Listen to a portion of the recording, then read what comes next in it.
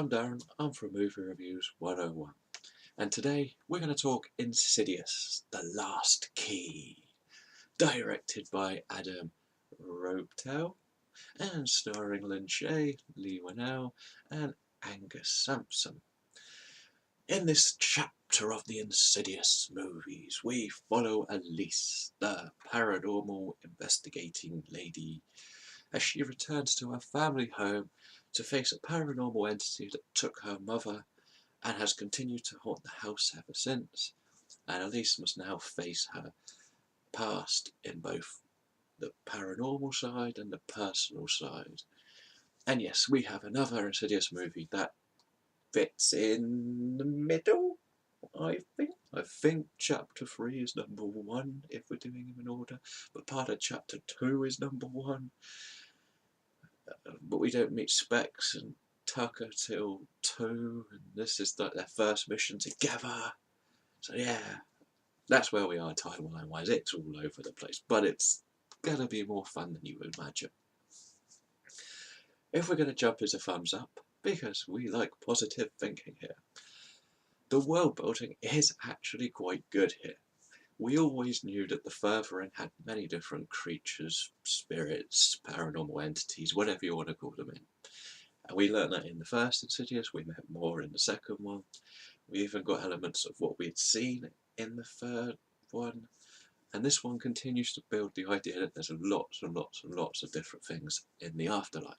I like this quite a lot. And it also shows us Elise, Specs and Tucker being like a proper team for the first time. Like in chapter 3 they work together, but now this one they're working as a team, and we saw that in the first Insidious. The keyholder creation of that creature is pretty brilliant. We only see elements at the beginning, like we see the hand and different keys in each finger. That is quite terrifying in moments. I really appreciate that for a horror standpoint. And we don't really see what it is until the very end. Again, works really well. And while I do think the comedy is hit or miss, the awkwardness that is created between Specs and Tucker having conversations is really funny. When they're, especially when they're trying to chat up the nieces, and it's just sort of like, and their jokes just miss. Everything is awkward and fun, and it lightened the mood enough in this movie. Now for the thumbs down. We get into the horror mistakes we love to see.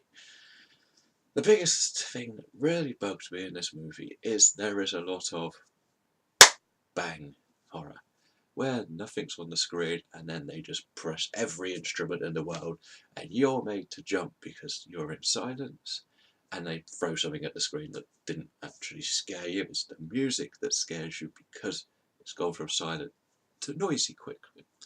This happens a lot in the opening 20 to 30 minutes. It does slow down and make sense later in the movie. So, beginning part, too much of this. Now this bit is the bit I really love to hate.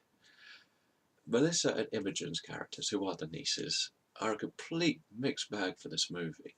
Now you could look at Elise, Specs and Tucker. They're investigating the house. They're making what you would call horror bad decisions that make sense because they have to look in the corners, look under the bed. That's what they're trying to do. Imogen and Melissa just do what every bad horror cliche does and go into basement of darkness and scream. And it doesn't help that the characters seem bad and the acting doesn't seem strong at all. You watch both of them and it's just like, as I've said in my written review, I feel like the studio just said you need to hire some pretty blondes if you're going to have an old lady in the main role. And that's not, when you watch it you'll understand that their reactions to the horror doesn't feel genuine, even though one of them goes through probably the scariest moment of the movie. It just doesn't feel that scary with this girl doing it. I don't know, it just felt these characters were forced in to just have a younger, attractive couple of women in the movie, sadly. And, well, the final one is there is a few winks and nods and Easter eggs, or whatever you want to call them, to the previous films. Yes, this does tie up certain parts that aren't loose ends.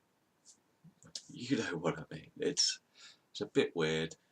It's just trying to say, yeah, remember those Insidious movies? The ones that people liked? Yeah, they're part of this universe too. But overall, this is a pretty solid horror. It's going to be good for the horror fans. They're going to get their scares. It's not going to be the best of the year. It definitely isn't going to be the worst of the year. It's just another solid chapter in the Insidious universe. I am only going to give this a 3, which I feel is a positive score. Let me know what you think of Insidious The Last Key in the comments below, and we'll be back with more reviews in the future. I have been Darren, and today we're just going. Bye.